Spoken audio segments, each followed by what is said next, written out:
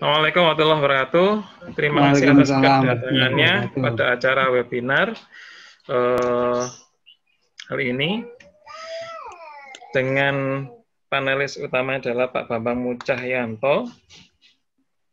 Kelahiran, tanggal lahir adalah 23 November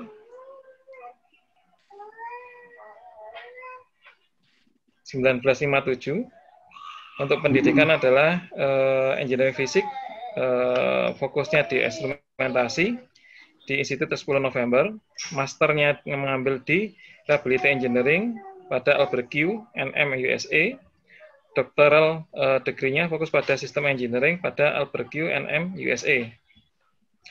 Professional membership, Member of Occupational Safety and Health Administration OSHA, Member of Professional Engineering of California USA, Member of National Fire Protection Association NFPA, Member of International Register of Certified Auditor under California State USA.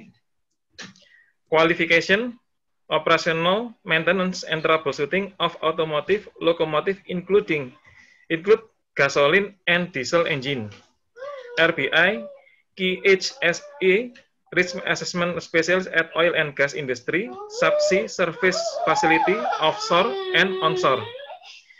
KHSE Engineering, Fit Study include Hasid, Hazop, LOPA, SIL, FMEA, ETA, FTA, BOW, TIA, Consultant, Six Sigma Master, Black Belt, BBS, Implementation through Safety Culture. Technical and Engineering Experience, Steam, Gas, Hydroturbine, Boiler, Subcritical, Supercritical, Rotary Equipment, Pump, Compressor, SCADA, PLC, DCS Programming, Oil and Gas Facility. Explosion, Implosion Application, High Skill, Execution, Project Engineering. Nanti yang berlaku sebagai moderator adalah Bapak Dr. Insinyur Toto Soehartanto DIE, lahir di Surabaya pada bulan Maret tanggal 9 1965, kebangsaan Indonesia, masih tinggal di Sidoarjo. Background education-nya adalah S1 ITS Teknik Fisika, S2 INP Grenoble France Automatic Production, INP Grenoble France Automatic Produksi, Postdoc Enitia France Reactive Extruder. Training Course Attendance 2004 Participant Training Program Extruder Texas A&M USA. 2004 Participant of Workshop Standard Operating Procedure SOP and Measurement Performance Indicator Lokakarya ITS. 2005 Participant Training Program Energy Conservation Yokohama Japan. 2006 Participant of Workshop Professional Certification Professional Engineer in Industry Deperindak Jatim. 2007 Participant Training Program Energy Manager Yokohama Japan. 2009 Participant Training of Trainer on Energy Efficiency Industrial Sector Deperindak Jakarta. 2013 Participant Training Greenship Associate GA Green Building Council Indonesia. 2014 Participant Training Greenship Professional GP Green Building Council Indonesia. Participant Training Hydrodynamic Green Building Council Indonesia. 2017 Participant Training Technical Guideline of Professional Certification Yogyakarta BNSP. 2019 Participant Scopus Indexes Research Paper Writing Workshop Surabaya LPPM PTNBH Jawa Timur. 2019 Participant Training Assessor of Kompetensi Surabaya ITS. 2019 Participant Training Audit Energy Bekasi Primadaya Institute. 2019 Building Energy Auditor Professional Certification Bekasi BNSP. 2019 Industry Energy Auditor Professional Certification BNSP. Jangan panjang-panjang Pak Di, udah Di. Iya, siap. Masih banyak lagi. Nah, nanti yang selaku moderator adalah Pak Toto. Mungkin untuk mempersingkat waktu untuk acara saya serahkan kepada Pak Toto. Terima kasih Pak Di atas pembukaannya. Yang saya hormati Pak Bambang Mucahyanto selaku narasumber yang saya Alhamdulillah. hormati para peserta webinar sore hari ini. Pertama-tama kami selaku wakil daripada Departemen Teknik Instrumentasi menyampaikan terima kasih dan apresiasi yang tingginya kepada Pak Bambang yang telah bersedia meluangkan waktunya dan sharing tentang failure mapping ya, di forum webinar ini, di mana kita mengadakan acara ini dalam rangka untuk diskusi bagaimanakah kira-kira disiplin instrumentasi ini dapat berperan dalam melakukan failure mapping begitu. Nah, kita undang sore ini seorang senior ya dari saya, guru saya begitu, yang telah malang buana begitu. Salah satu daripada alumni kita yang telah melakukan banyak pindah-pindah lokasi. Mudah-mudahan acara ini bisa menjembatani antara knowledge dan praktis gitu ya, sehingga clear masalah ini dan kita bisa mengetahui bagaimana peran instrumentasi di bidang failure mapping. Nah, nanti Pak Bambang akan menyampaikan sekitar 1 jam. 1 jam berikutnya adalah sesi tanya jawab. Kemudian kami telah menerima sejumlah pertanyaan lewat link yang kami berikan. Nanti akan kami kembalikan jawaban daripada pertanyaan ini. Demikian dari kami, monggo waktu kami kepada Pak Bambang Mursayanto untuk memulai daripada sesi presentasinya. Ya Pak Bambang, 1 jam kira-kira ya. Ya, terima kasih Pak Toto. Saya akan sharing materi dulu sebentar ya.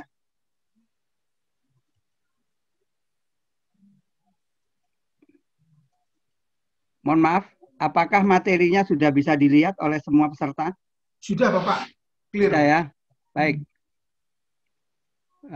Saya akan mulai. Bismillahirrahmanirrahim. Assalamualaikum warahmatullahi wabarakatuh.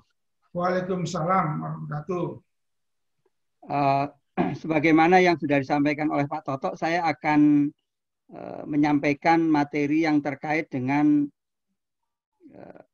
istilah yang paling sering kita dengar kalau kita berada dalam lingkungan kerja industri atau lingkungan aktivitas-aktivitas tertentu, di mana pekerjaan-pekerjaan tersebut berjalan tidak selalu mulus. Ya, kadang-kala dia menghadapi kendala-kendala tertentu, di mana kendala tertentunya tersebut bisa jadi berasal dari lingkup internal pekerjaan itu sendiri, atau mungkin berasal dari eksternal, bahkan kadang-kadang juga bisa berasal dari alam. Ya. Sedangkan untuk level daripada tingkat risiko yang ada pada sebuah failure, itu juga kadang-kadang akan menentukan langkah yang akan dilakukan oleh penyelenggara atau pengelola daripada aktivitas tersebut untuk melakukan tindakan perawatan. Apakah mereka akan melakukan perawatan korektif, ataukah perawatan preventif, atau mungkin juga perawatan prediktif. Ya, di samping itu juga akan sangat terkait dengan tingkat risiko, di mana failure tersebut ada kemungkinan disebabkan oleh sebuah penyebab tertentu, ya, yang kemudian akan dikaitkan dengan masalah dampak yang mungkin bisa terjadi, dan mungkin juga dikarenakan karena masalah ketidaksiapan atau keterlambatan respon daripada peralatan detektor atau sensor yang akan melaporkan sebuah penyimpangan daripada aktivitas itu agak terlambat. Nah, oleh sebab itu saya akan mencoba untuk mendiskusikan dengan bapak-bapak, ibu-ibu, dan saudara-saudara sekalian, khususnya yang dikaitkan dengan masalah bagaimana kita memetakan agar masalah tersebut menjadi lebih masuk akal, dalam tanda kutip lebih masuk akal, ya, sehingga sewaktu kita akan melakukan sebuah langkah untuk pencegahan atau untuk mitigasi, ya, untuk prevention, untuk pencegahannya, itu diharapkan akan mempunyai derajat akurasi atau derajat kebenaran yang cukup tinggi dan akan mengakibatkan umur daripada peralatan yang akan dioperasikan itu bisa mencapai sebagaimana yang dijanjikan oleh perhitungan proses atau proses calculation ya. Jadi umumnya seperti itu. Mungkin sebelum saya masuk ke materi, saya akan berikan gambaran bahwa yang akan kita bahas di sini adalah mengenai proses plan, kemudian industri pada umumnya, mengenai assembly industry, assembly plan, atau mungkin juga manufacturing plan. Apa itu proses, apa itu assembly, apa itu manufacturing, mungkin akan saya berikan komentar sedikit nanti. Dan juga yang agak sedikit kita kadang-kadang kita lupakan itu adalah bahwa rumah sakit, hospital itu penuh dengan fasilitas medis, di mana fasilitas medis tersebut membutuhkan perawatan yang lebih ketat dibandingkan dengan mungkin sebuah pabrik atau sebuah factory. Ya. Mengapa? Dikarenakan dampak yang akan dihadapi bukan lagi dampak kepada aset, tetapi dampaknya akan langsung kepada pasien atau kepada manusia. Sesuatu yang kadang-kadang agak dilupakan orang karena melihat bahwa rumah sakit sebuah tempat yang agak santai, kemudian tempat yang mungkin jauh dari keramaian, ya, sehingga fail yang mungkin terjadi tidak pernah kita pikirkan bahwa nanti dampaknya itu bukan hanya kepada peralatan kesehatan atau peralatan medis, tapi juga akan berdampak kepada manusia. Oleh sebab itu tidak ada salahnya kita akan membicarakan beberapa peralatan yang nanti mungkin sehubungan dengan pengalaman saya di General Electric, khususnya di GE Medical System, itu pernah menangani peralatan yang terkait sama computed tomography, ya, dan juga dikaitkan sama MRI, magnetic resonance imaging. Mungkin kita akan bahas sedikit sebagai studi kasus yang akan kita lewati. Baik, sebelum saya lanjutkan, saya ingin mempertegas lebih dahulu bahwa lingkup daripada pembahasan ini nanti pada umumnya adalah dikaitkan sama masalah hardware, ya. Saya tidak akan terlalu menyinggung masalah human error, kesalahan-kesalahan pada manusia, karena itu ada pendekatannya tersendiri. Namun yakinlah bahwa failure yang terjadi pada hardware itu cukup mewakili apa yang sebetulnya akan terjadi secara umum nantinya pada sebuah pernyataan trouble itu seperti apa, begitu ya, atau failure itu seperti apa. Saya coba lanjutkan. Presentasi ini saya sampaikan untuk menunjang program instrumentasi di Departemen Surabaya 10 November Institute of Technology. Jadi maksudnya memang ini untuk lebih banyak kepada sharing yang akan saya sampaikan ini kepada lingkup kerja yang ada di pendidikan. Namun kalau yang hadir ini ada yang non pendidikan, itu bisa juga mendapatkan kesempatan untuk berdiskusi. Kita lihat di sini apa yang akan kita hadapi dengan pengertian failure pertama kali. Jadi kalau kita lihat failure itu adalah merupakan sebuah penyimpangan. Ya, jadi penyimpangan terhadap proses yang normal. Apa yang disebut proses yang normal? Yang disebut proses yang normal pada dasarnya adalah merupakan sebuah proses yang berfluktuasi, ya, antara posisi rendah dan posisi atas, antara low sampai high. Kalau kita melihat di dalam sebuah pabrik itu ada yang namanya recorder, atau kalau kita melihat di dalam DCS itu kalau di monitor, ya, human machine interface itu ada gambaran berupa grafik yang naik turun, ya. Itu adalah merupakan sebuah grafik yang melaporkan kondisi terkini daripada parameter-parameter yang ada di lapangan. Nah, yang jadi pertanyaan, apakah penyimpangan tertentu dikatakan cukup baik atau masuk akal, ataukah penyimpangan tertentu tersebut ada masalah dengan standar yang seharusnya akan kita perbaiki atau kita cegah. Ya, jadi ini yang agak menarik. Apapun yang akan dilakukan di dalam sebuah kegiatan, itu pada dasarnya adalah merupakan bagian daripada dinamika yang ada pada sebuah hukum, jadi law, hukum alam, ya itu adalah hukum Newton ketiga, yaitu aksi sama dengan reaksi, di mana adanya penyimpangan itu akan menimbulkan sebuah dampak, atau dalam bahasa yang lebih lugas adalah cause effect relationship, atau istilahnya hubungan sebab akibat. Ya. Nah, sebab akibat itu akan menjadi dikatakan normal kalau dia masih berfluktuasi di antara batas atas dan batas bawah. Nanti sebentar lagi akan saya tunjukkan. Nah, ini contohnya batas atas itu sebelah kiri, batas bawah mungkin sebelah kanan, atau kita balik nggak jadi masalah. Kalau datanya itu tersebar secara normal, ya ini sebetulnya pendekatan saja, tapi data yang sesungguhnya tidak seideal ini.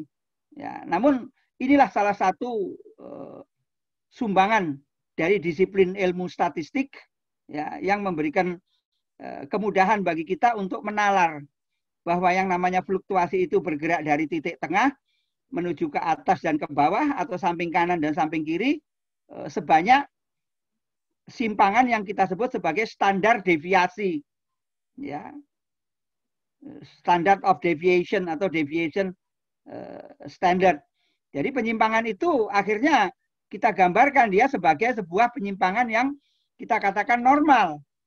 Nah, penyimpangan normal itu di dalam bahasa teknis pada umumnya kita katakan sebagai toleransi. Ya, tentu saja setiap proses, setiap pabrik ada perhitungan toleransinya masing-masing.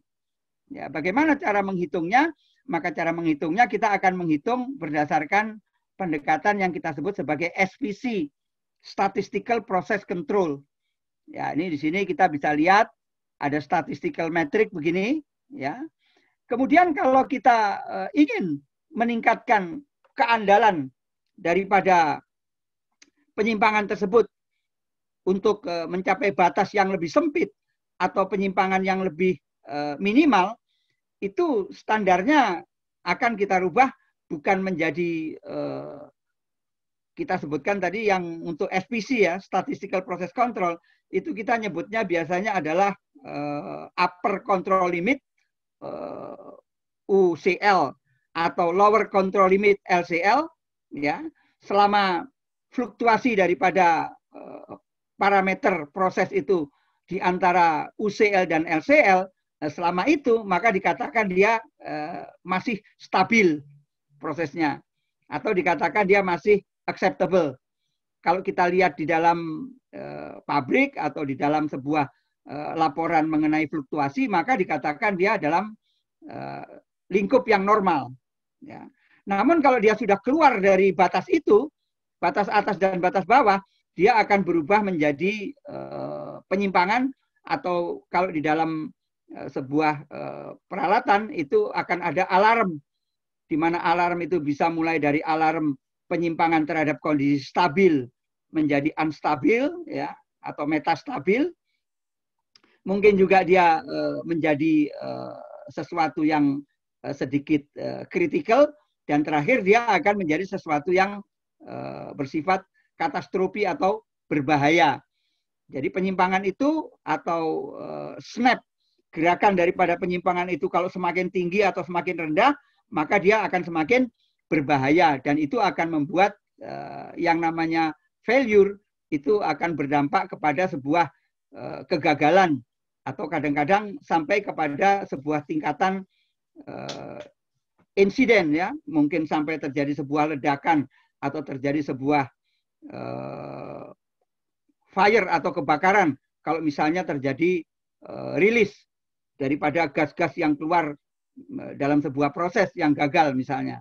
Nah, oleh sebab itu terpikir oleh beberapa orang ahli kualitas sebuah program yang namanya Sigma. Ya, jadi kalau kita bicara Sigma ini sebetulnya adalah merupakan gambaran yang sudah saya sebutkan di sini tadi. Ini gambarannya. Jadi kalau ada kolom dari garis tengah tersebut adalah X bar atau dalam sebuah parameter kita sebut sebagai set point, ya.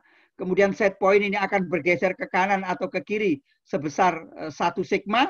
Kalau dia bergeser ke lebih jauh, kolom kedua namanya 2 sigma, dan setelah 2 sigma dia akan bergeser menjadi 3 sigma. Nah, pergeseran plus minus 3 sigma itu adalah pergeseran yang kita sebut sebagai pergeseran yang normal, ya, atau pergeseran yang kita sebut sebagai masih dalam kondisi yang stabil, atau mungkin sedikit ke arah metastabil kalau dia sudah mendekati 3 sigma. Nah, kalau kita ingin membuat proses kita itu menjadi lebih sempurna, maka dari 3 sigma tadi akan kita rubah menjadi lebih sempit. Ya, lebih sempit. Jadi kalau kita mau mempersempit 3 sigma itu menjadi lebih ketat, maka 3 sigma itu akan kita bagi menjadi 2, sehingga akhirnya kolom-kolomnya itu dari 1 kolom sigma tadi menjadi setengah sigma. Dan akhirnya setiap kolom tersebut menjadi 6 kolom. Nah, waktu kita ngomong 6 kolom itu dipresentasikan menjadi kata-kata inilah yang mungkin sering kita dengar. Ya, jadi program-program ini sering kita dengar. Namanya adalah apa? Namanya adalah Six Sigma. Nih. Ya, jadi apa pengertian Six Sigma adalah merupakan sebuah pengetatan daripada SPC, Statistical Process Control tadi, dengan fluktuasi 3 sigma menjadi fluktuasi yang lebih sempit atau menjadi lebih akurat. Bahkan dia diharapkan mendekati set point. Ya, dia tidak bergeser terlalu jauh dengan set point. Nah, tantangannya begini, bahwa apa yang disebut sebagai failure itu adalah merupakan sebuah penyimpangan yang keluar daripada 3 sigma. Ya, jadi kalau saya bawa ke sini tadi, saya tunjukkan di sini, ini keluar dari daerah batas kiri. Jadi mungkin akan saya tunjukkan sebentar.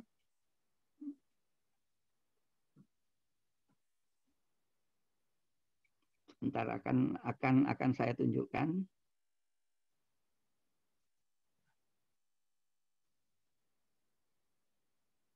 Ya, mungkin di sinilah ya.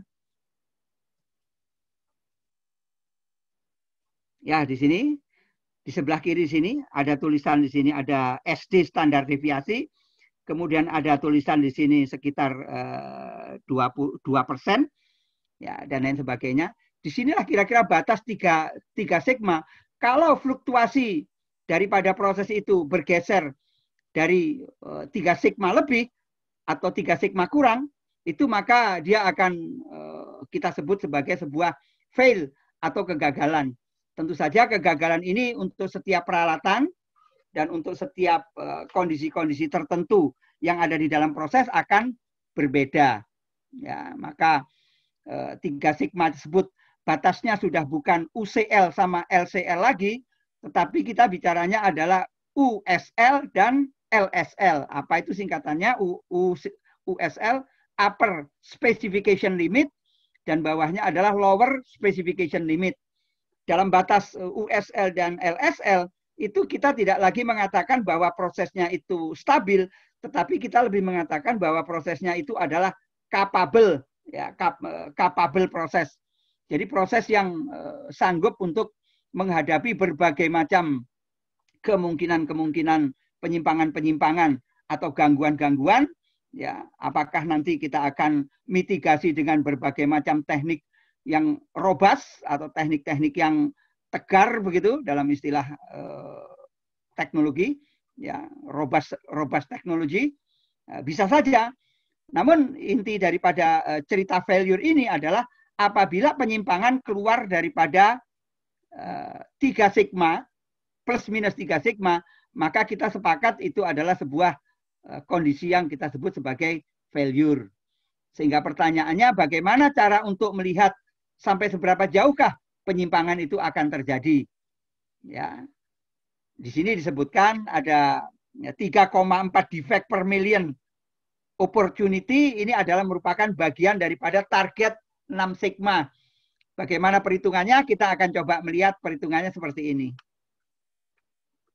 Ya. Jadi dalam perhitungan untuk mencapai tingkat kualitas yang baik, itu biasanya kita akan memakai perhitungan namanya defect per million opportunity atau DPMO. Ya.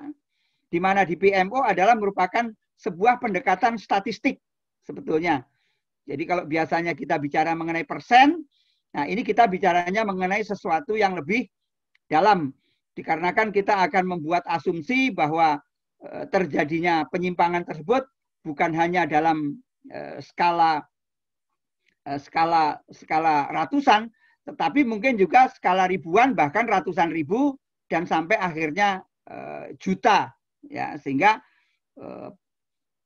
referensi daripada defect tersebut diarahkan untuk per million opportunity. Nah, yang menarik, bagaimana kita membaca per million opportunity ini sebagai sebuah level. Di sini kita lihat, ya langsung saja kepada rumusnya. Di situ ada DPMO sama dengan defect dikalikan 1 juta. Ini dalam pengertian adalah upscale, ya kayak kita bicara mengenai skala laboratorium dan skala kenyataan. Ini kita bicara skala kenyataan dibagi dengan defect opportunity per unit. Nah, yang agak menarik adalah kita bicara mengenai opportunity tersebut. Apa ini yang namanya opportunity ini? Jadi kalau kita lihat yang nomor 2.2 itu adalah merupakan sebuah probabilitas atau sebuah kebolehjadian, ya, bahwa defect tersebut dikarenakan berapa banyak parameter yang nanti akan berkontribusi untuk membentuk sebuah kegagalan. Ya, umpama nanti kita bicara mengenai yang paling mudah, mungkin kita bicara kalau kita mengendarai sebuah mobil, begitu ya gambarannya. Maka kita akan bicara bahwa kegagalan pengendaraan mobil tersebut paling tidak itu dikarenakan masalah setir, ya, masalah untuk pengendali atau roda pengendali atau setir misalnya yang gagal. Atau mungkin juga dikarenakan masalah brake, jadi rem daripada kendaraan. Atau mungkin juga kalau kita bicara mengenai yang sedikit lebih eksternal, itu dikarenakan masalah jalan raya yang licin misalnya. Atau kalau pada waktu itu terjadi hujan yang lebat, sehingga yang namanya pandangan pada windshield, pada kaca depan terganggu, dan akhirnya akan mengakibatkan terjadinya kegagalan kita dalam mengemudi. Nah, jumlah berbagai macam kegagalan tersebut adalah merupakan sebuah pernyataan dalam Six Sigma yang kita sebut sebagai defect atau failure opportunity per unit. Nah, sehingga kalau kita lihat rumusnya, DPMO atau defect per million opportunity ini adalah merupakan sebuah gambaran sampai seberapa jauhkah sebetulnya sebuah proses tersebut akan bisa dipertahankan pada batas 3 sigma atau seberapa jauh proses tersebut akan gagal. Ya, jadi dengan rumus DPMO ini ada sebuah pendekatan dari 3 sigma dengan jumlah defect atau failure opportunity yang normal, itu kira-kira seperti ini. Ya, jadi kalau saya akan sampaikan mungkin sini adalah kita lihat mulai dari yield 0,6,6%. Begitu. Ini sigmanya sigma 0 kita katakan. Kalau sigma 1 itu dikatakan DPMO-nya sebesar 690.000 kegagalan dalam 1 juta kesempatan, ya. Itu kira-kira sekitar 31% kemungkinannya. Bagaimana dengan 3 sigma? Nah, 3 sigma ini yield-nya 93,3%. Inilah yang saya katakan, kalau yield-nya ini kurang dari 93, misalnya 91 sampai kepada 6,6%, itulah yang kita katakan sebagai sebuah fail atau kegagalan. Ya, karena batas 3 sigma adalah merupakan batas yang dalam statistik itu dikatakan normal. Ya. Normal artinya toleransi yang normal. Tentu saja DPMO daripada setiap peralatan itu agak berlainan. Sehingga tantangan kita akan membuat DPMO untuk proses atau untuk aktivitas atau untuk mesin yang akan kita selidiki. Yang agak menarik, bagaimana kalau dia mencapai 6 sigma? Sebagaimana pada pojok kanan bawah tersebut kita lihat. Ya. Jadi 6 sigma itu adalah setara dengan DPMO, kemungkinan kegagalan 3,4 kegagalan. Ya, atau yield atau hasil daripada prosesnya nyaris sempurna, hampir 99,999 sekian. Ya, dengan 3,4 kegagalan. Bagaimana dengan 3 sigma? 3 sigma itu adalah kira-kira dengan sekitar kegagalan 66.800 kegagalan per 1 juta kegiatan. Ya. Oleh sebab itu, kalau kita mampu untuk memetakan atau mengidentifikasi kegagalan itu di dalam bentuk DPMO, maka adalah sebuah jalan yang tercepat bagi kita untuk membaca apakah peralatan kita yang ada di dalam sebuah rangkaian proses itu bekerja dengan DPMO yang hampir sama atau yang agak berlainan, itu akan sangat tergantung daripada defect, ya, opportunity yang mungkin akan kita bahas pada slide-slide selanjutnya. Jadi ini adalah gambaran daripada perhitungan DPMO, di mana dia mulai dari 6,6% sampai 99, sekian persen. Dengan kemungkinan toleransi yang umum atau yang biasa kita katakan plus minus 3 sigma, itu adalah sekitar kegagalan 66.800 kegagalan per 1 juta opportunity atau sekitar 93,3%. Sehingga dikatakan proses itu menjadi semakin baik kalau dia di atas 93,3% yield-nya atau hasilnya, sedangkan kalau kurang, itu dikatakan mulailah dia memasuki fase failure atau fase kegagalan. Ya, tentu saja ini adalah pendekatan dari statistik yang menurut saya paling masuk akal. Karena dia tadi memakai pendekatan ini. Ya. Jadi kalau kita lihat 3 sigma itu adalah dari kolom 1, kolom 2, kolom 3, ke kanan dan ke kiri, maka kalau yang 2 sigma adalah kolom 1 dan kolom 2, nah saya kembalikan lagi. Berapakah yang 2 sigma? Kita bisa lihat di sini yang 2 sigma. Kira-kira banyak kegagalannya adalah 308.000 atau yieldnya hanya 69,2%. Ya, hampir 70%. Ya. Maka di dalam kegiatan yang pada umumnya itu biasanya target-target yang ada pada performance itu orang nyebutnya adalah sekitar 70%. Kalau di bawah 70 itu sudah dikatakan punya masalah besar. Kalau yang di atas 70 itu dikatakan ada harapan untuk diperbaiki sampai menuju kepada sigma 3. Ya, jadi ini yang mungkin agak sedikit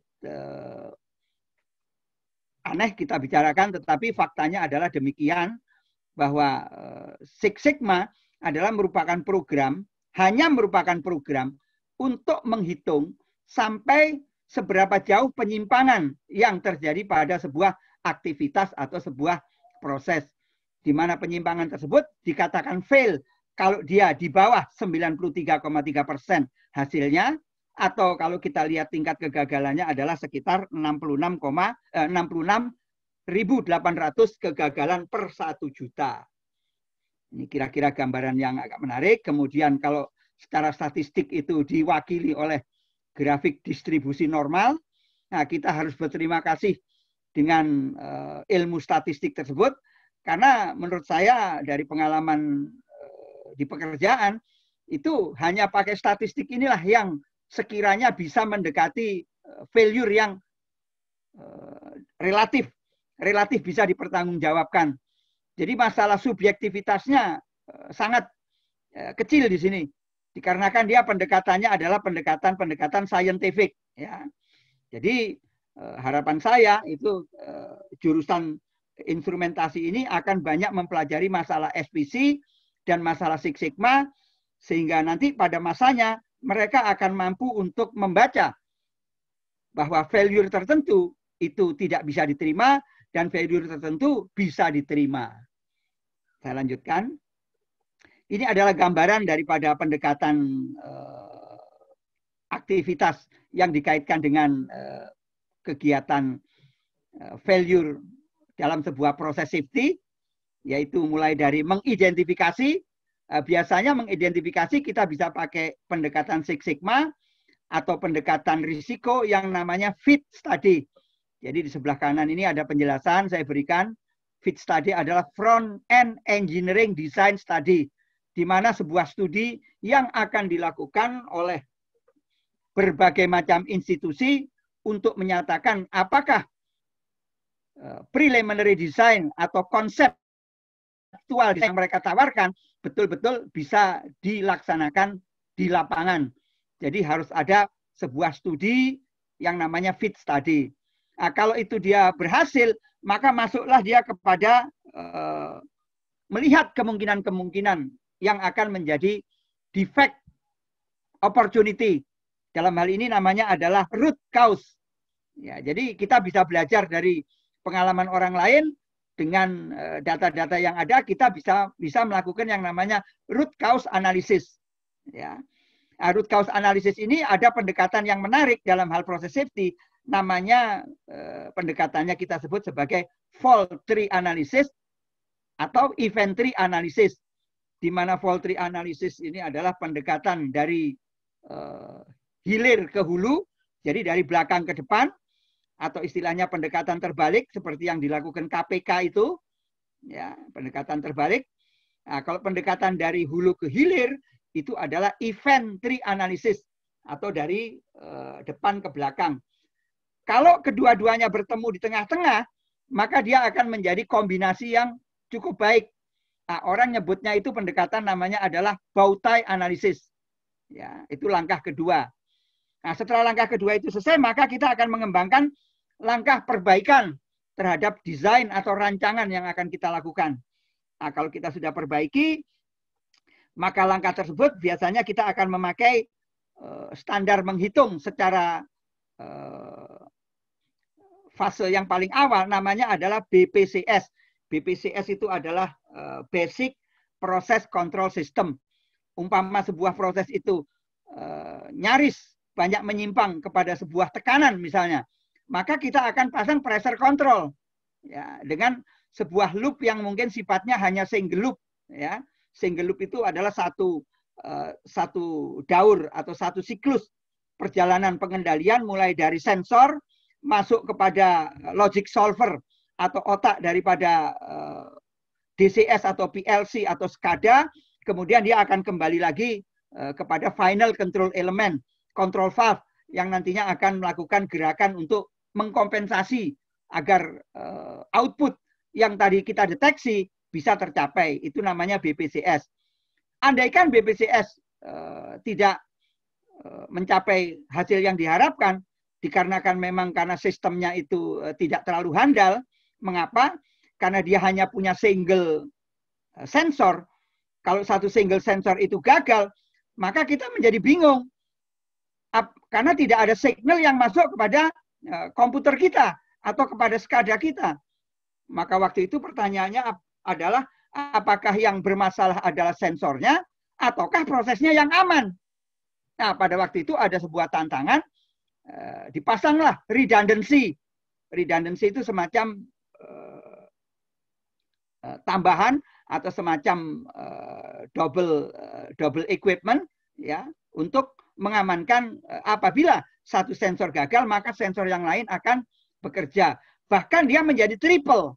Nah, perhitungan itu umumnya akan kita dapatkan setelah kita mempelajari tahapan dari BPCS dikembangkan menjadi LOPA, Layer of Protection Analysis. Jadi analisa daripada protection layer yang bergerak dari langkah 1 sampai langkah ke-6. Ya, mungkin waktunya tidak cukup, jadi mungkin akan saya jelaskan secara ringkas bahwa pada langkah 1 sampai langkah keempat itu adalah merupakan langkah untuk pengamanan proses. Kemudian langkah kelima itu adalah pengamanan equipment atau peralatan hardware. Dan langkah keenam adalah langkah untuk melakukan sebuah melakukan sebuah pengamanan terhadap manusia. Kalau kita jabarkan, yang pertama adalah proses calculation atau design calculation, ditingkatkan menjadi BPCS, kemudian ditingkatkan lagi menjadi voting system, kemudian ditingkatkan lagi menjadi ESD atau emergency shutdown. Kalau kita katakan sebuah proses itu gagal, ya. Kalau dia tetap gagal, maka kita mempunyai cadangan atau tekanan-tekanan atau masih mempunyai residu daripada bahaya yang ada pada proses. Waktu itu kita akan amankan dengan PSV. Contohnya PSV adalah pressure safety valve atau PRV, pressure relief valve. Ya, atau kalau kita bicara mengenai sebuah tangki storage, itu adalah mengenai overflow point, ya, titik overflow. Ya, begitu. Mengenai titik overflow. Nah, kemudian kalau titik overflow tersebut akan kita amankan dengan sensor yang lebih lengkap, maka kita akan mencapai yang namanya SEAL atau Safety Integrity Level Determination, yaitu untuk meningkatkan keandalan daripada pengaman LOPA tadi. Ini langkah ketiga. Sedangkan langkah keempat itu adalah melakukan langkah yang namanya verifikasi dan validasi. Dengan apa ini kita pastikan? Maka dengan pendekatan reliability, availability, dan maintainability, kita akan dapatkan bahwa betul-betul peralatan kita atau proses kita bisa berjalan dengan baik. Ya, ini kita verifikasi dan kita pastikan semasa dia bekerja itu aman. Jadi sudah kita validasi. Nah, setelah kita lihat selama sekian waktu dia aman, maka kita akan ciptakan dia menjadi sebuah standar. Dalam hal ini standar internasional atau rujukan-rujukan internasional mengenai sistem pengamanan ini atau sistem proteksi itu dilakukan oleh IEC 61511 atau ISA TR 84. Nah, kalau kita lihat dalam sebuah proses biasanya dikaitkan sama kalau di oil and gas itu biasanya merujuk kepada API 14C.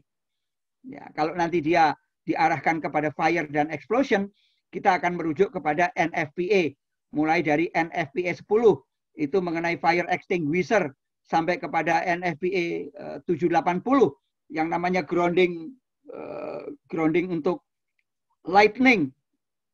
77 NFPA itu untuk elektrostatik. Ya, kemudian NFPA 58 itu untuk LPG atau liquefied petroleum gas safety, ya, dan lain sebagainya, ya, mengenai NFPA. Dan terakhir, kalau dia sudah dikatakan cukup aman, maka identifikasi ini akan berulang kepada bagian-bagian lain daripada sebuah proses atau aktivitas. Ya, ini gambaran yang dikaitkan dengan masalah tools-tools yang dipakai oleh teman-teman yang nanti akan banyak bergaul dengan proses safety. Ya. Kemudian kita akan lanjutkan dengan bagaimana menganalisa sebuah failure. Nah, menganalisa sebuah failure ini umumnya kita akan bicara mengenai root cause. Ya. Apakah betul failure yang sudah kita petakan tersebut betul-betul merupakan yang terbaik?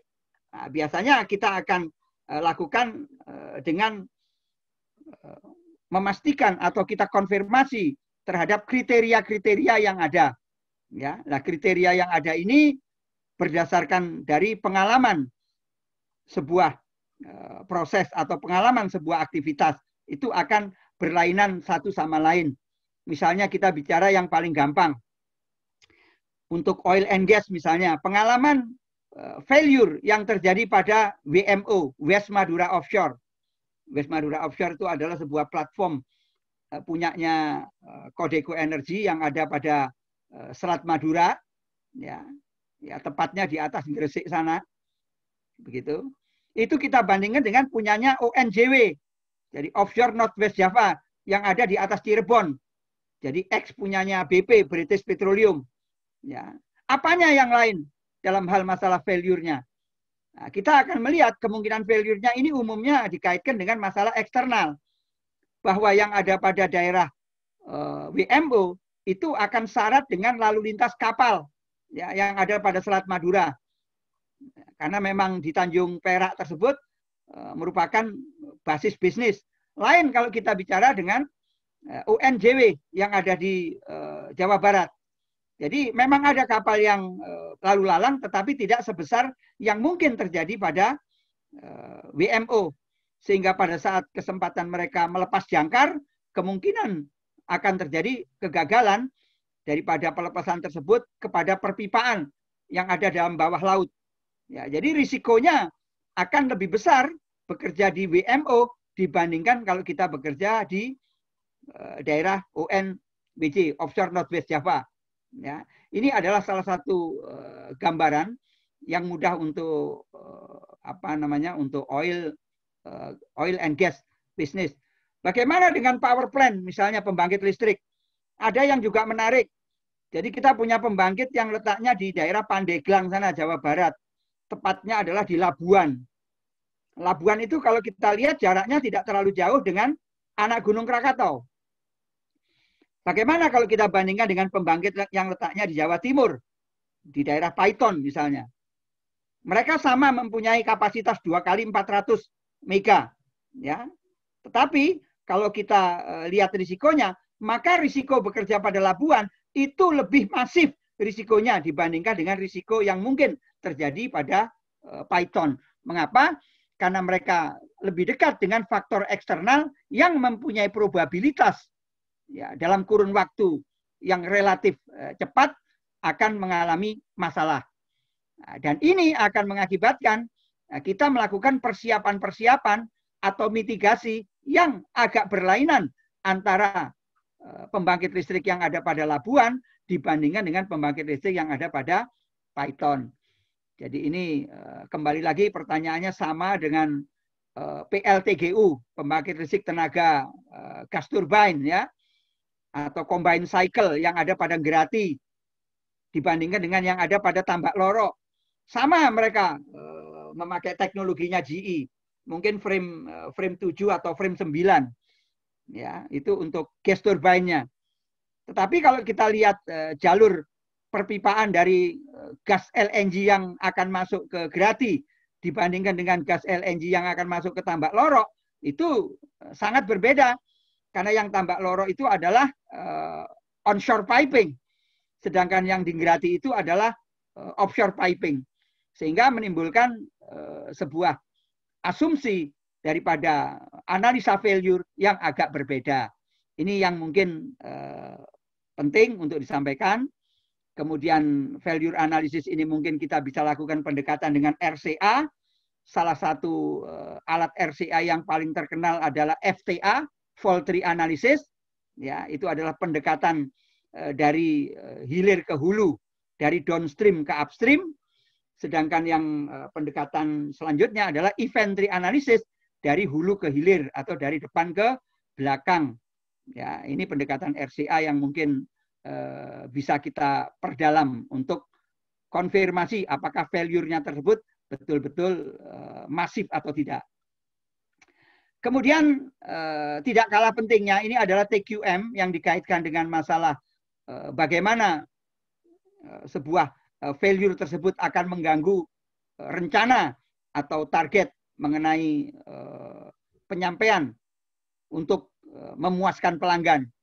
Ya, di sini kalau kita lihat ada program TQM, Total Quality Management, itu umumnya dikaitkan masalah dengan peningkatan safety yang lebih baik, atau dalam hal ini adalah tingkatan proteksi yang terbaik terhadap kemungkinan failure yang ada, kemudian peningkatan keandalan reliability, kemudian peningkatan level daripada kinerja atau performance, peningkatan efisiensi, maintenance yang lebih mudah.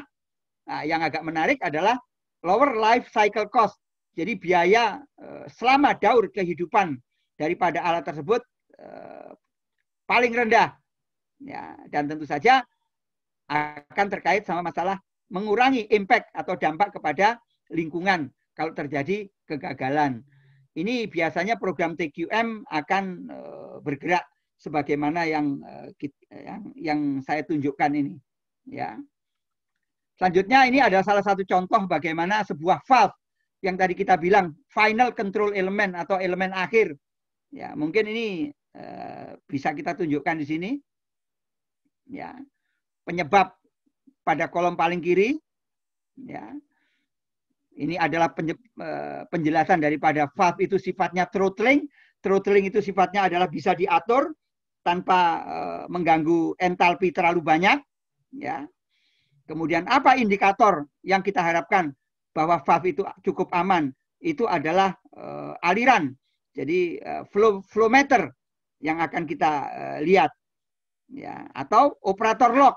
Catatan-catatan daripada operator. Bahwa tekanan yang keluar dari valve, bahwa aliran yang keluar dari valve tersebut berjalan sebagaimana yang kita harapkan. Ya. Nah, ini kemudian penjelasan yang mungkin akan sedikit mengalami kegagalan itu adalah dikaitkan dengan kalau kita gagal untuk memilih material yang sesuai. Ya, misalnya di sini low strength copper nickel. Copper itu untuk ini apa namanya, untuk pelapis ya, atau campuran alloy daripada nikel agar dia menjadi lebih tahan korosi dan lebih tahan terhadap wear, terhadap pengikisan. Ya, nah, copper dia akan mempertahankan diri terhadap ringan tidaknya dari material tersebut. Ini material specification dan laboratory analysis. Nah, pada waktu kita bicara mengenai flow gauge dan record, maka peran daripada orang instrumen akan menjadi sangat sentral. Sedangkan kalau kita bicara mengenai material spek dan laboratori, ini peran daripada orang material ini menjadi sangat penting. Ya, material of construction. Ya. Kemudian ada lagi yang ada kemungkinan terkait sama flow induced cavitation. Ya, cavitation ini adalah merupakan terjadinya cacat yang terjadi pada bagian dalam dari valve tersebut akibat daripada kolapsnya, ya, kolapsnya uap yang keluar daripada liquid yang dihandle oleh valve dan akhirnya dia menghantam bagian dalam, terjadilah lubang-lubang atau cave atau terjadi gua. Ya, ini dikarenakan adanya masalah kegagalan kita mempertahankan alirannya yang seharusnya dia semi laminer itu dia bergerak menjadi full turbulent. Nah, ini bisa dikarenakan adanya valve capacity atau valve sizing yang tidak benar. Ya. Kemudian di sini dikatakan ada kegagalan daripada failure mechanism. Jadi mekanisme yang gagal. Misalnya di sini adalah erosi. Ini karena material. Sehingga terjadilah fatigue. Ya, jadi yang namanya material itu tidak bisa kembali kepada fleksibilitas semula. Atau dikatakan dia keluar daripada yield strength. Ya, sudah mencapai ultimate strength, ya, kekuatan ultimate-nya, dan akhirnya dia menjadi gagal untuk kembali kepada ukuran semula. Pada waktu itu kita akan melihat bahwa akan mulai terjadi sebuah korosi dan akan mulai terjadi sebuah kavitasi. Konsekuennya apa? Konsekuen dampaknya ini. Dampaknya adalah kemampuan untuk melakukan produksi itu tidak akan tercapai akibat daripada kegagalan karena valve tersebut. Nah, secara mudah kita bisa katakan di sini ada defect per million opportunity. Yang pertama adalah masalah bagaimana pengaturan atau throttling. Ya, ini yang akan dibaca oleh flow gauge. Ya. Kemudian akan dilihat dari kemungkinan kegagalan daripada desain atau rancangan berupa material specification yang salah karena tidak sesuai dengan proses dan tidak sesuai dengan sifat karakteristik daripada fluida yang dihandle. Kemudian terjadinya kesalahan daripada pengoperasian sehingga terjadilah aliran yang cenderung menuju kepada turbulensi, ya, dan akibatnya terjadi juga masalah vibrasi, ya, kemudian akan berakibat akhir menjadi yang namanya erosion atau fatigue, ya, sebagai failure yang berdampak akhirnya pabrik atau proses tidak akan mampu menjalankan. Paling tidak ada 1, 2, 3, 4 lah. Di sini ada 4 defect per million opportunity untuk sebuah valve. Meskipun sebetulnya lebih daripada yang kita lihat. Ya, saya hanya memberikan contoh. Bagaimana cerita yang dikaitkan dengan masalah medical facility? Dalam hal ini kita bicara mengenai MRI, Magnetic Resonance Imaging. Adalah sebuah alat yang untuk membaca bagaimana kondisi yang ada pada dalam tubuh manusia, dalam otak manusia. Ya, secara internal itu akan bisa dibaca dengan masalah gelombang magnetik yang sudah dimodifikasi menjadi gelombang komunikasi yang lebih rendah atau radio frekuensi pada frekuensi yang lebih aman. Ya. Nah, kemudian frekuensi yang lebih aman nanti akan ditembakkan kepada bodi orang yang akan diperiksa, kemudian dia akan dipantulkan dan akan dibaca kembali oleh sensor yang kemudian akan dipetakan menjadi polar. Ya, menjadi menjadi semacam sebentar, saya agak lupa untuk menyatakan, menjadi semacam koordinat, ya. Apakah dia berupa koordinat bola atau berupa koordinat elips atau berupa koordinat kartesian, ya, sumbu X dan Y, begitu ya, atau merupakan koordinat bola atau koordinat elipsoidal. Ini pemetaannya berdasarkan tembakan daripada radiofrekuensi yang dihasilkan daripada masalah resonansi nuklir yang ada dalam sebuah MRI. Nah, tapi ini ada kelemahannya MRI ini. Ya, karena kelemahannya kita akan lihat bahwa yang pertama, hanya karena dia terkena masalah radiofrekuensi yang terganggu, atau ibaratnya gelombang radio tersebut terganggu karena adanya splatter, bahasa Belandanya splatter. Tapi sebetulnya itu ada interferensi, ya, dari gelombang yang lain. Maka itu akan cenderung untuk menunjukkan pantulan-pantulan daripada polarisasi yang gagal untuk dibaca. Ini yang pertama, salah satu daripada defect per million opportunity yang harus kita pikirkan. Kemudian passive magnetic shielding. Jadi ruangan tersebut di mana peralatan tersebut dipakai itu harus ada anti magnetiknya. Ya, karena kalau ada gelombang magnetik yang berasal dari ada orang yang starter sepeda motor di luarnya gedung MRI, itu yang namanya gelombang magnetik daripada starternya, ya, dinamo starternya, itu kalau dinamo starternya gulungannya masih bagus nggak apa-apa. Tapi kalau dia sudah kendaraan yang agak lama, maka dia akan memancarkan gelombang magnetik yang kacau. Dalam waktu beberapa lama kita akan terganggu gelombang-gelombang radio yang dipancarkan oleh MRI tersebut kepada tubuh manusia yang sedang diperiksa. Jadi harus ada shielding. Ya, jadi harus ada semacam pelindung terhadap pasif magnetik. Ya, selanjutnya mengenai ferromagnetic shim tolerance.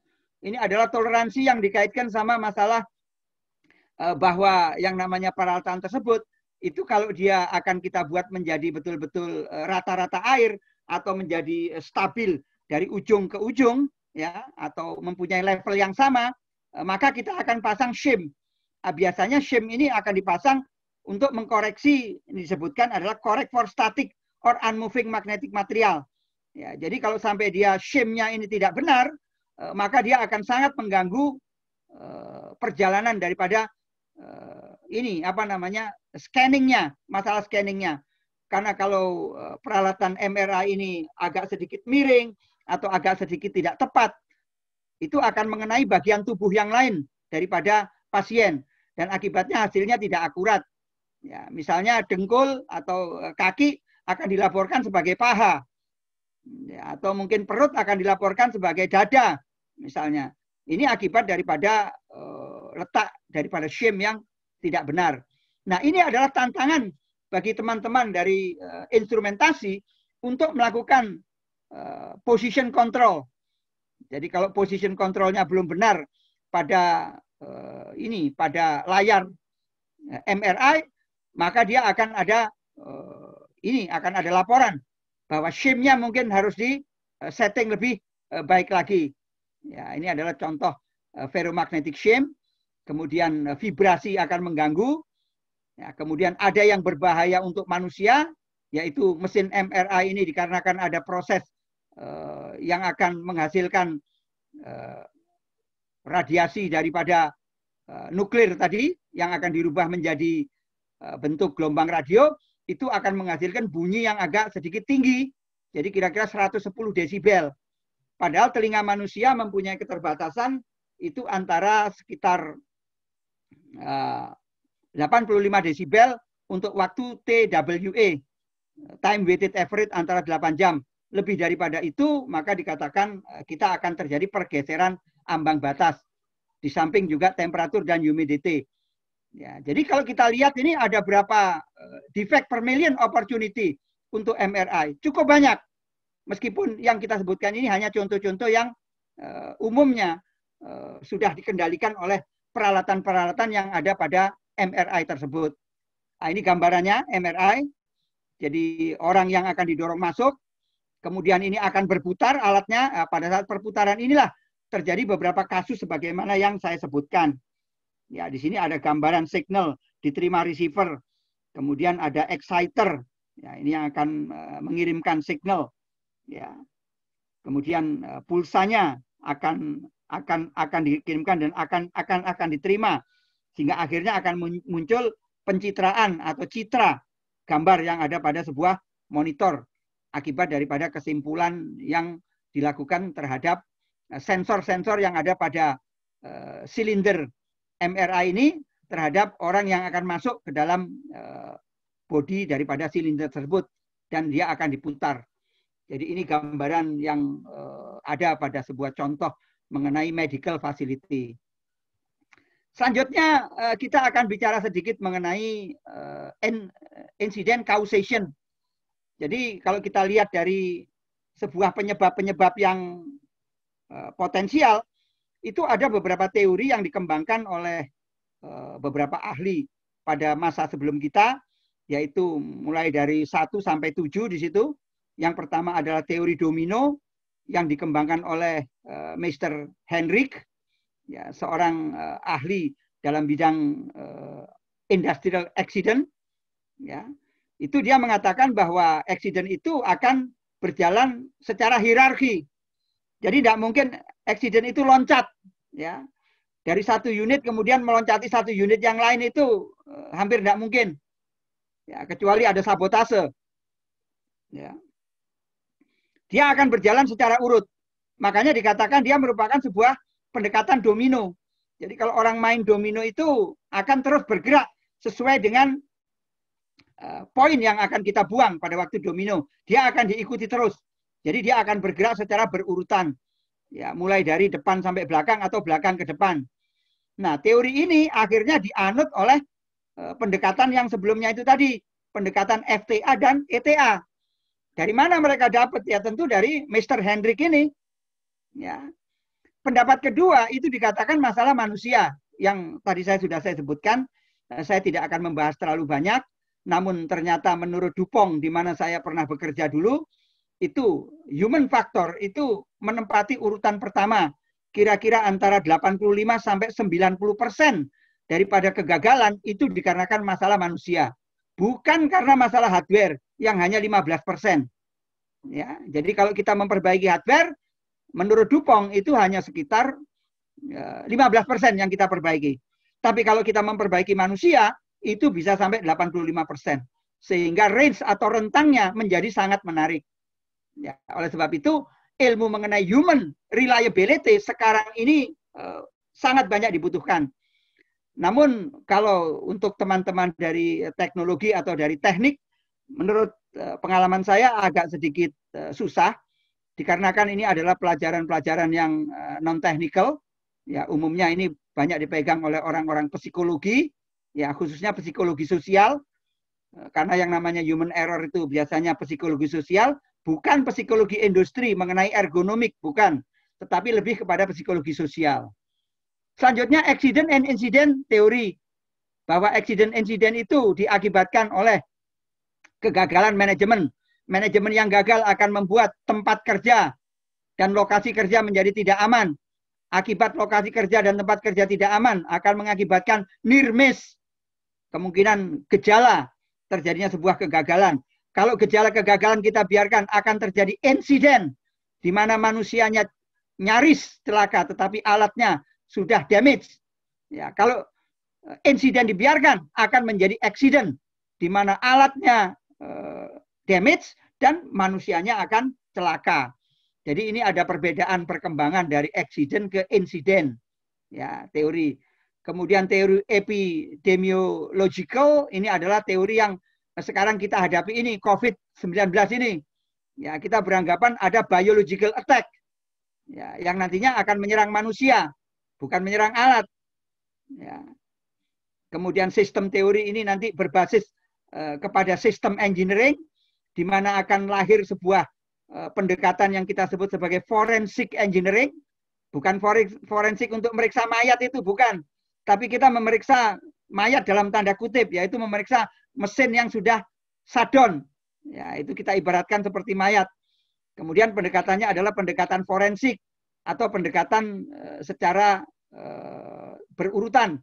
Mulai dari level 1 sistem menuju kepada subsistem. Dari subsistem dia menuju kepada komponen. Ya, itu yang kelima. Sedangkan yang keenam adalah teori mengenai energy release.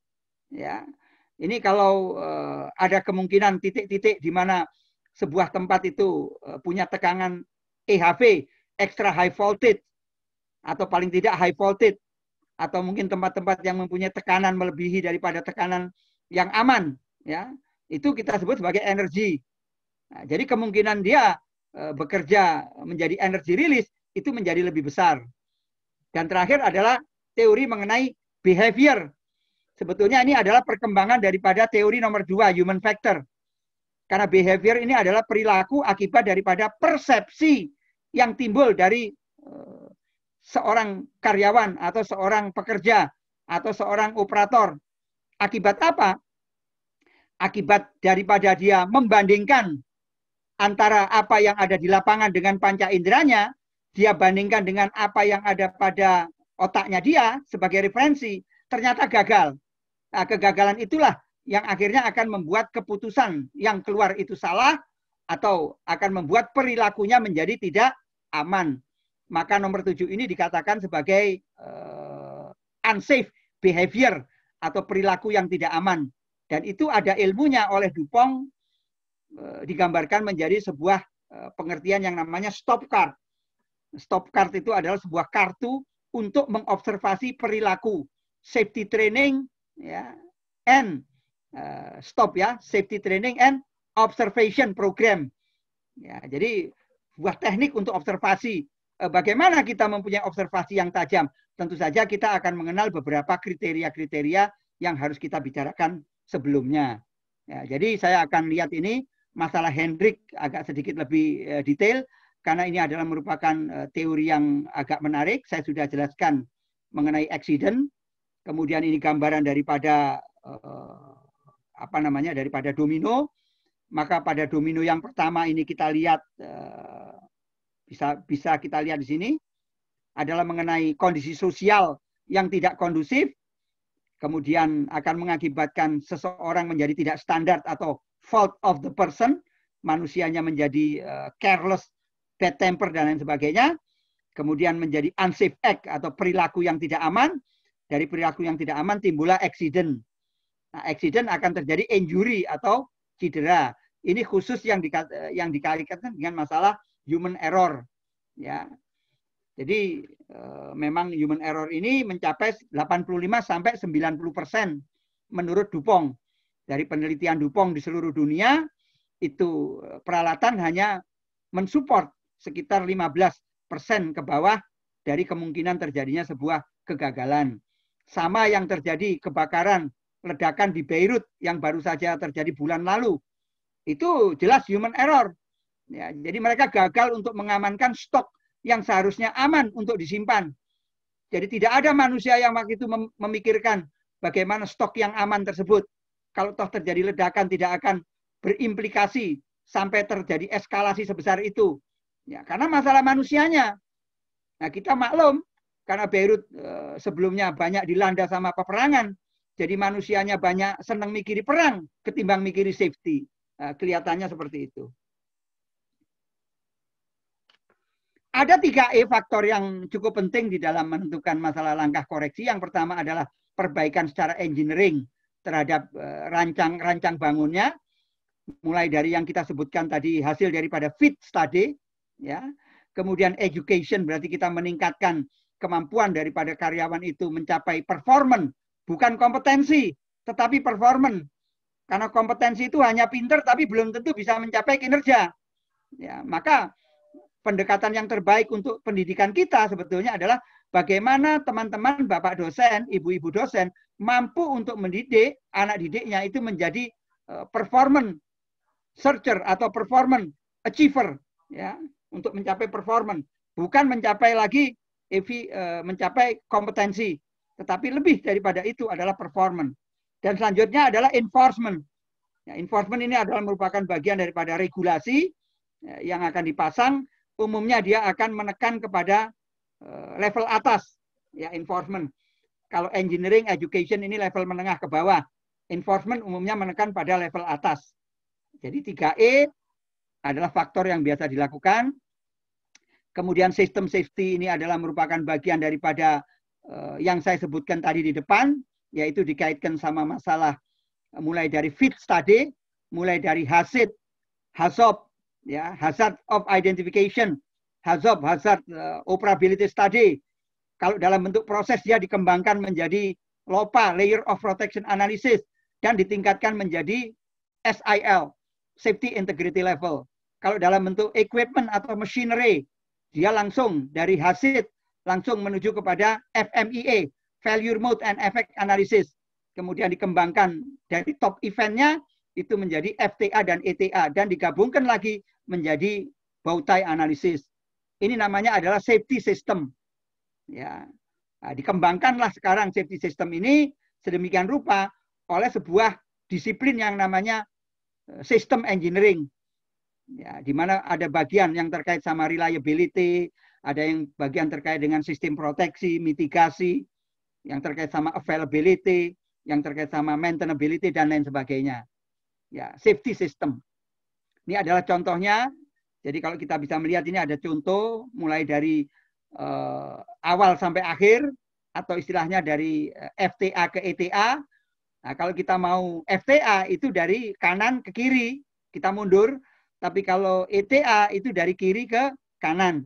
Ya, saya ini masalah pembuatan cap ini, ya, dari marine, teknologi yang ada di kelautan. Ya.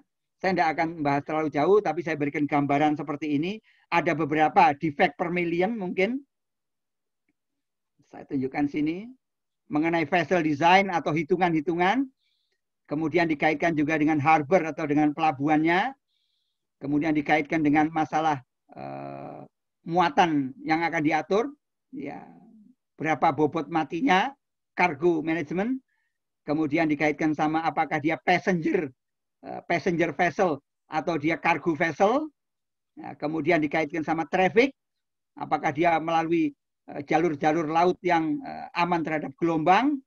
Ya, kemudian bagaimana pengoperasian daripada vesselnya atau hire daripada nakodanya.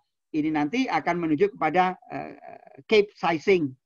Ya, jadi ini biasanya teman-teman dari civil engineering yang akan menangani. Namun beberapa peralatan yang ada di sini membutuhkan deteksi yang cukup baik. Deteksi itu akan banyak dibantu dengan teman-teman dari instrumentasi. Ya, saya lanjutkan saja. Ini adalah merupakan salah satu pendekatan yang kita sebut sebagai pendekatan Weibull.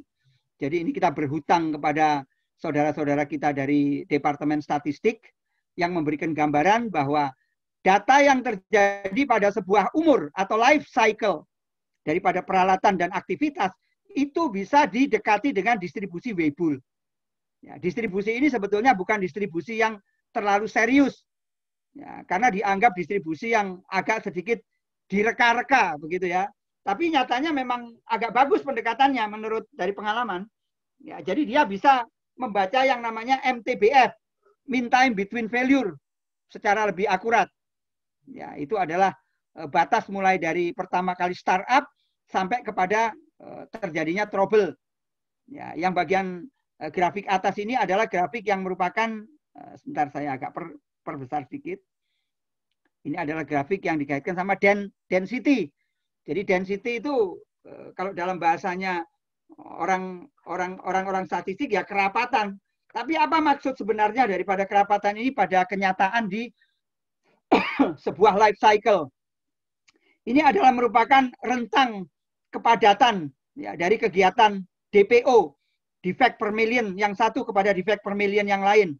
Ya, itu gambarannya. Kemudian kalau dia dibuat menjadi kumulatif, maka dia seperti Pareto diagram, bentuknya kayak yang bagian bawah ini.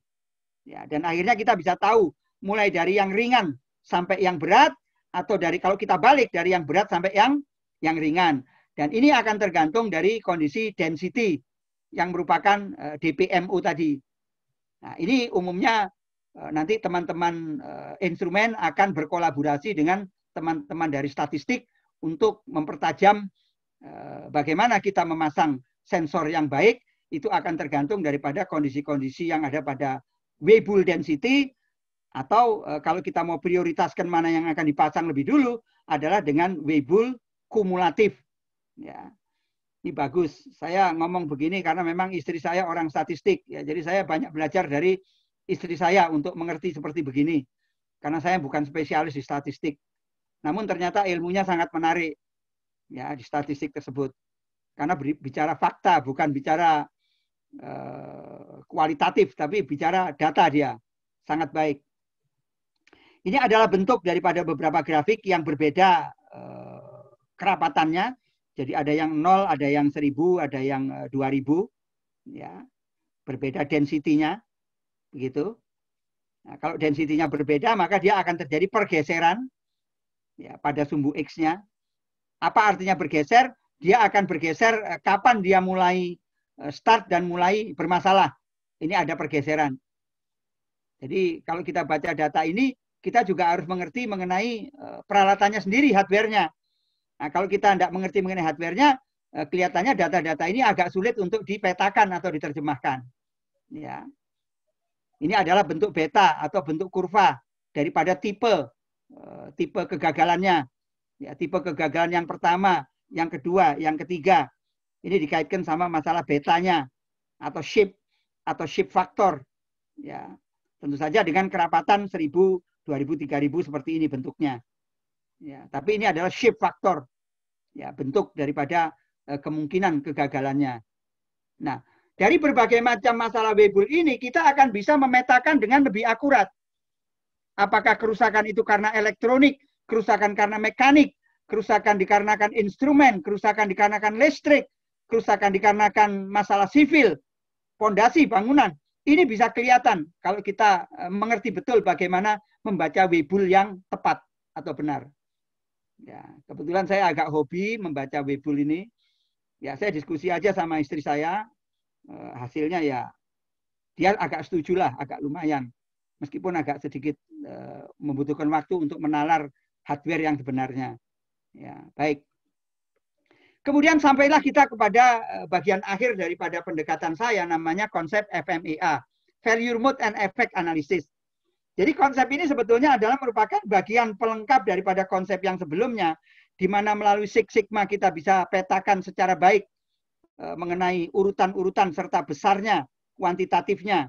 Kemudian dikembangkan selanjutnya dengan beberapa pendekatan mengenai root cause analysis melalui FTA dan ETA. Nah, sampailah kita kepada sebuah pendekatan, seandainya sebelum alat tersebut berjalan atau sebelum alat tersebut selesai untuk dirancang bangun, maka apakah kita bisa mengerti apa yang akan terjadi? Nah, pendekatan yang terbaik sampai saat ini adalah namanya FMEA, Failure Mode and Effect Analysis. Jadi kalau bapak-bapak, ibu-ibu, saudara-saudara lihat yang namanya airbag yang ada pada sebuah mobil, itu adalah merupakan real konsep FMEA. Kalau dulunya kendaraan yang diamankan untuk sopir ya, untuk driver, dengan orang yang duduk pada tempat duduk depan itu banyak mengarah kepada masalah pengamanan dada agar dia tidak membentur. Tapi dalam kenyataan pada waktu kecepatan daripada kendaraan melebihi batas yang diperbolehkan, atau dalam kondisi fisika namanya momen inersianya melebihi daripada batas kecepatan, maka dia akan tetap saja dadanya akan patah atau tulang dadanya akan patah meskipun ditahan dengan safety belt. Nah, agar dia tidak bermasalah, maka harus ada sistem yang lebih aktif. Yaitu apa? Berarti dia mobil tersebut harus melakukan pengamanan. Nah, dipasanglah yang namanya airbag. Itu karena konsep FMEA. Nanti kita akan bisa lihat bagaimana konsep FMEA ini kita langsungkan. Ya. FMEA ada dikaitkan dengan kegiatan FMEA yang merupakan desain FMEA atau FMEA yang akan kita pasang pada saat kita mulai merancang. Ya, kita hitung setiap potongan pada sistemnya secara utuh. Kemudian pada subsistemnya yang mensupport kepada sistem tadi. Kemudian kepada komponennya akan kita baca dengan desain FMEA. Apakah berupa teknologinya, berupa materialnya, ya, kemudian berupa life cycle-nya, itu akan kita baca dengan desain FMEA.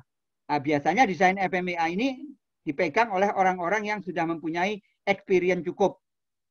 Nah, machinery FMEA yang kedua, kalau sudah dia berjalan, kemudian kita ingin melihat seberapa besar failure yang mungkin akan muncul, meskipun kita tidak perlu harus menunggu failure itu terjadi, bisa kita baca dengan FMEA. Ya, machinery FMEA namanya. Ya, selanjutnya adalah proses FMEA, ini adalah dalam tanda kutip ya, ini FMEA yang agak dipaksakan.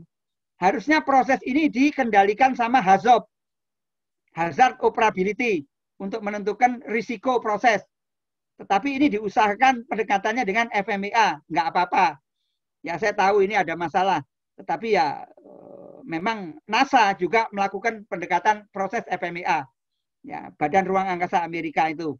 Ya, namun tidak semulus sebagaimana yang kita bayangkan, karena FMEA itu akan dikaitkan dengan potongan-potongan komponen, potongan-potongan subsistem. Sekarang dia dipaksa untuk menjelaskan parameter, ya, parameter tekanan, parameter aliran, flow, parameter temperatur, parameter ketinggian atau level. Dan akibatnya akurasinya menjadi menurun. Nanti kita akan lihat buktinya mengapa dia menurun. Saya akan tunjukkan. Jadi ada 3.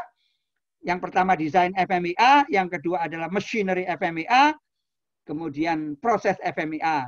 Nah, ini adalah contohnya. Ya.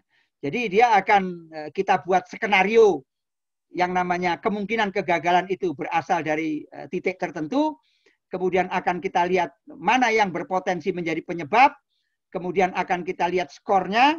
Pada waktu kita bicara skor, nanti akan ada tabelnya sebentar lagi. Nah, kita juga bicara mengenai konsekuen. Konsekuen itu adalah merupakan dampak ya. Saya agak perbesar mungkin biar agak lebih mudah. Nah, di sini. Jadi potensial failure, kemudian adalah potensial efek atau konsekuen. Dari sini akan menuju kepada skor yang namanya severity atau tingkat keparahan akibat daripada efek. Dan ini yang selanjutnya adalah sebentar, ini probabilitas ya. Ini yang merupakan bagian daripada penjelasan potensi daripada failure-nya. Kalau ini kita masukkan skornya yang ada skor referensi 1 sampai 10, maka dia akan menunjukkan RPN. RPN itu adalah risk priority number atau nomor prioritas risiko. Karena kita akan melihat setiap bagian ini kita hitung skornya, ya. Kemudian kita akan lihat apakah dia ada usaha untuk memperbaiki kausnya, penyebabnya. Kemudian apakah dia ada kemungkinan untuk mempertajam deteksinya, detektornya, ya. Dan akhirnya perkalian antara ketiga hal tersebut di sini, ya, ini adalah jenis breakdown. Pada saat setup dan adjustment ini juga ada kemungkinan bermasalah. Kemudian ada masalah kalau dia berputar tanpa beban, ya itu juga kita sebut sebagai masalah karena mesin yang baik adalah berputar dengan beban. Ya, kemudian mengurangi siklus produksi atau downtime atau reduce cycle. Kemudian pada waktu start pertama gagal, start kedua gagal, ini kita katakan sebagai sebuah penyimpangan juga. Bukannya gagal itu kita start lagi, bukan. Tetapi kita akan lakukan analisis, ya. Kemudian defective part adalah bagian-bagian daripada komponen yang gagal. Nah, ini severity adalah merupakan bagian daripada dampak. Nah, ini kita lihat di sini bagian daripada dampak, skornya 1 sampai 10. Ini yang menjadi tantangan kita sebetulnya. Karena setiap teknologi atau setiap tempat, setiap hardware itu mempunyai pengertian masing-masing. Meskipun kolom kirinya sama, tetapi kolom tengahnya ini agak berlainan. Ya, kita lihat di sini yang pertama, kalau skornya 1, ya 1 sebelah kanan sendiri, kemudian no effect itu artinya apa? Merupakan parameter dengan variabilitas yang sangat rendah. Jadi dia tidak bervariabel. Artinya maksudnya tidak akan berfluktuasi. Nah, dalam hal ini bisa kita katakan kalau kita bekerja dengan 6 sigma. Ya, sampailah kita kepada sebentar. Nomor 3, ya, proses parameter variability exit, upper dan lower. Nah, ini berarti kita sudah mulai masuk kepada apa? Kepada yang kita sebut sebagai UCL dan LCL. Nah, ini adalah batas mulai berbahaya. Jadi nomor 4 ke atas ini sudah merupakan batas yang agak berbahaya. Dia hanya mulai menghitung downtime. Nah, downtime biasanya ini akan dikaitkan dengan masalah kegagalan secara bisnis. Ya, umumnya seperti itu. Atau kerugian secara bisnis. Sehingga batas daripada aman pada dampak ini adalah sampai batas 3, 1 sampai 3. Nah, biasanya nanti 4 sampai 7 adalah batas tengah. Ya, masih agak aman dari sisi cost. Sedangkan dari sisi 8 sampai 10 biasanya nanti adalah batas yang cukup berbahaya. Nih, very high, hazard, kemudian hazard without warning.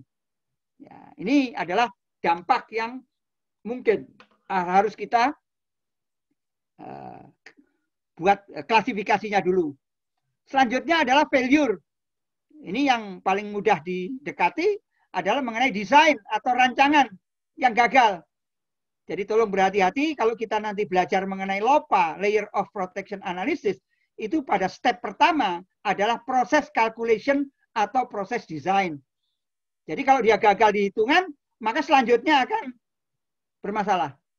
Ya, nah kita harus mampu membaca sebagai orang-orang yang nantinya akan terkait sama sistem proteksi atau instrumentasi misalnya. Ya, itu kita akan lihat apakah desainnya masih benar atau tidak.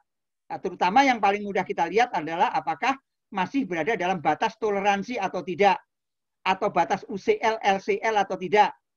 Atau kalau kita lihat di control room, berapa banyak alarm yang melebihi daripada batas yang diperbolehkan. Nah, jadi bukan kalau ada alarm kemudian dimatikan, bukan. Tetapi alarm itu sebetulnya adalah petunjuk mengenai sebuah tren atau gejala menuju kepada kegagalan.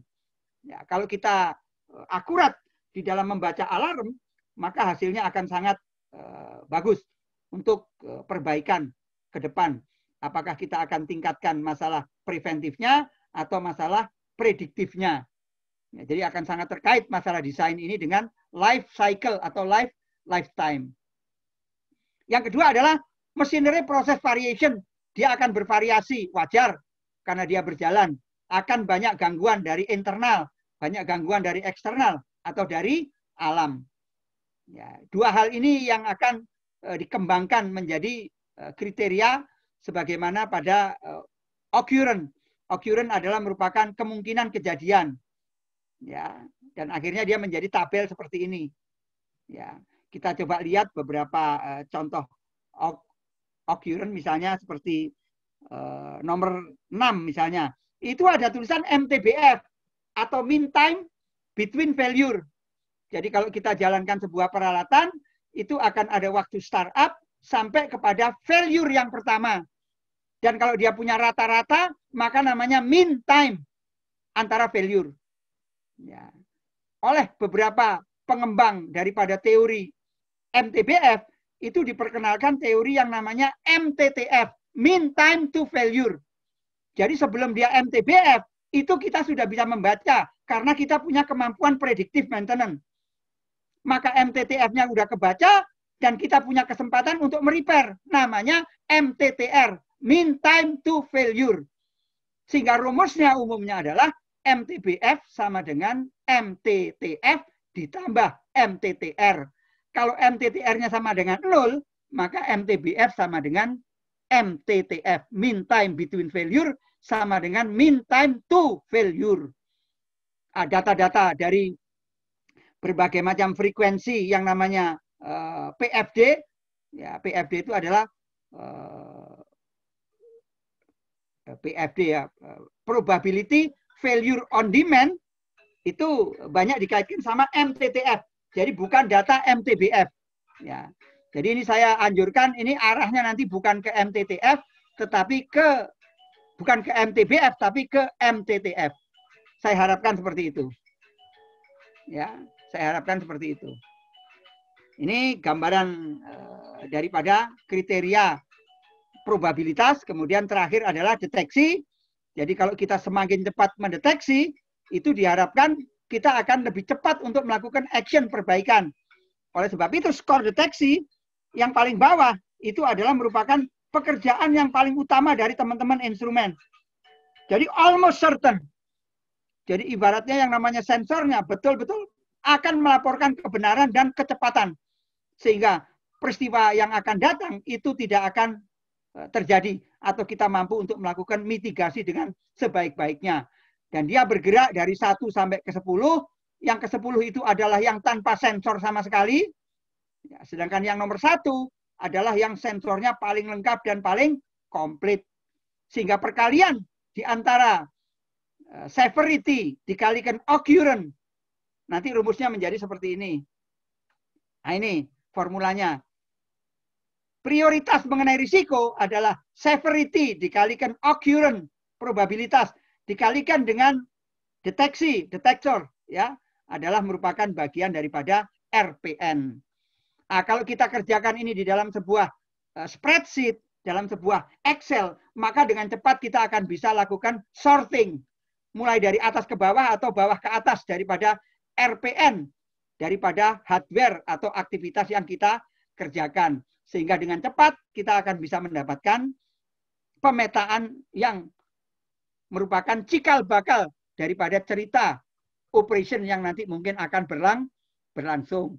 Sehingga cerita pemetaan ini bisa mulai dari sebelum alat itu jadi, sampai kepada alat itu jadi, sampai kepada alat itu diakhiri umurnya atau ditimbang oleh pedagang besi tua. Jadi mulai dari yang namanya start commissioning, kemudian startup, operation, maintenance, dan terakhir adalah decommissioning. Akhirnya disposal, atau istilahnya dia dikembalikan kepada Yang Maha Kuasa.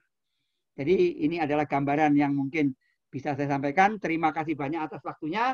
Saya kembalikan kepada Pak Toto. Monggo silahkan. Terima kasih Pak Bambang atas informasinya. Bapak, karena waktu sudah lebih, ini ada 5 pertanyaan Bapak. Ya. Pada baris bawah ada question and answer, 5 pertanyaan. 2 dari Pak Endra, dosen teknik fisika ITB, yang 3 dari Mr. Govinda dari India Bapak. Mohon dijawab dulu Pak Bambang, satu persatu Bambang. Monggo, silakan. Sebelum nanti kita buka untuk pertanyaan audiens lainnya. Lihatnya di mana pertanyaannya? Ini baris bawah Bapak, di paling bawah. Paling bawah ada HNA Bapak. Bentar.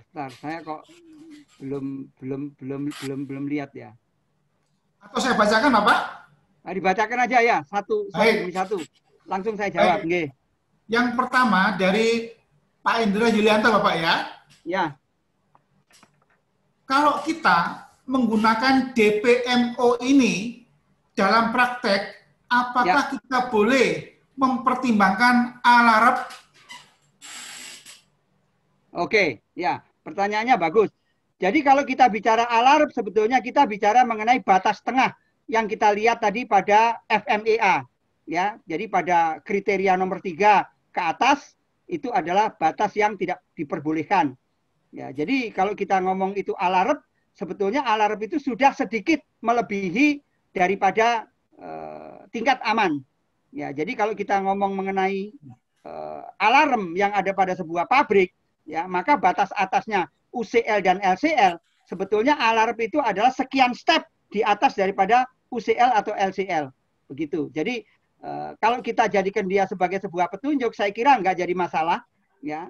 Namun harap berhati-hati, kalau prosesnya itu sifatnya vulnerable atau proses yang kritis, yang berbahaya, maka sebaiknya pastikan dia agak diturunkan menuju kepada UCL dan LCL. Tetapi kalau prosesnya yang semi kritikal, mungkin kita masih bisa membuat keseimbangan antara alarm dengan UCL atau LCL. Kira-kira gitu jawabannya. Baik. Yang kedua Pak Bambang, dari Pak Endra. Yang kedua, jadi yang kedua Pak Endra tanya, untuk pembangkit tenaga nuklir ya, PLTN, apakah bisa digunakan juga kriteria 6 sigma? Nah, pertanyaannya bagus ya.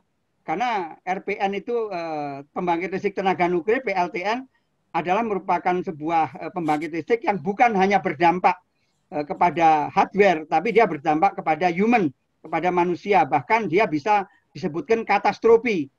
Jadi pada skala yang rendah sekalipun itu sudah merupakan bencana kalau dia terjadi masalah.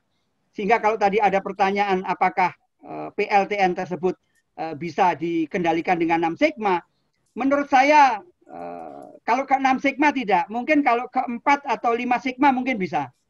Tadi tolong dilihat saja standar yang saya tunjukkan, yang namanya 5 sigma dan 6 sigma itu seperti apa. Mungkin akan saya tunjukkan sedikit. Ya. Bentar. Nah, ini mungkin akan saya perbesar. Nah, ini. Jadi kita lihat di sini mungkin kalau dia antara 4 sampai 5 sigma mungkin masih bisa. Tetapi kalau 6 sigma itu menurut pengalaman hanya aktivitas-aktivitas yang berdasarkan robotik, robot saja yang mungkin bisa melakukan 6 sigma. Seperti contohnya Motorola ya, itu pabrik-pabrik IC dan lain sebagainya. Karena reprodusibilitas, kemudian tingkat replikasi, pengulangan daripada pekerjaannya sangat ketat, maka itu hanya bisa dikerjakan oleh robot. Kelihatannya kalau ke 6 sigma tidak, tapi kalau ke 4 sama 5 sigma masih memungkinkan. Terima kasih. Baik. Pak Bambang, Bapak apakah membawa HP ya? Sudah saya WA ke Bapak, pertanyaan dari Mr. Govinda, begitu Bapak. Dalam bahasa Inggris Bapak. Jadi nanti mohon dijawab juga dalam bahasa Inggris ya, Mr. Govinda ini. Ya, tak jawab sak wisea ya. Yang Indonesia dulu aja. Aku soalnya HP ku agak jauh masih dicas ya. Agak. Baik, kalau begitu saya bacakan ya. Ya. Oke, dari Mr. Govinda.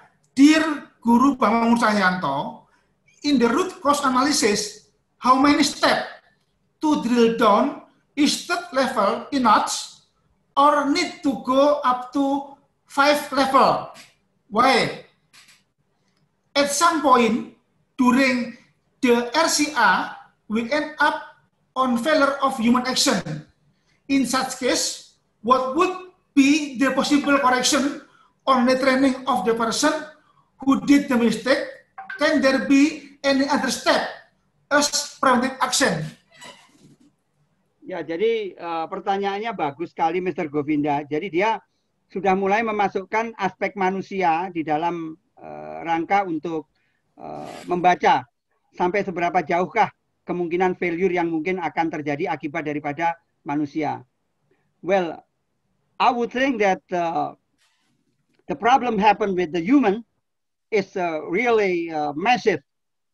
As I told you before, that our DuPont company having some research mentioning that the problem happened with the human normally is around 85% up, or sometimes 90%, and based on the percentage, we can assume that the problem is not happen always in the human, but still some kind of percentage still happen or still contributed by the machine. Okay, and how can we do with the high percentage of the people when we think that the problem will happen any longer?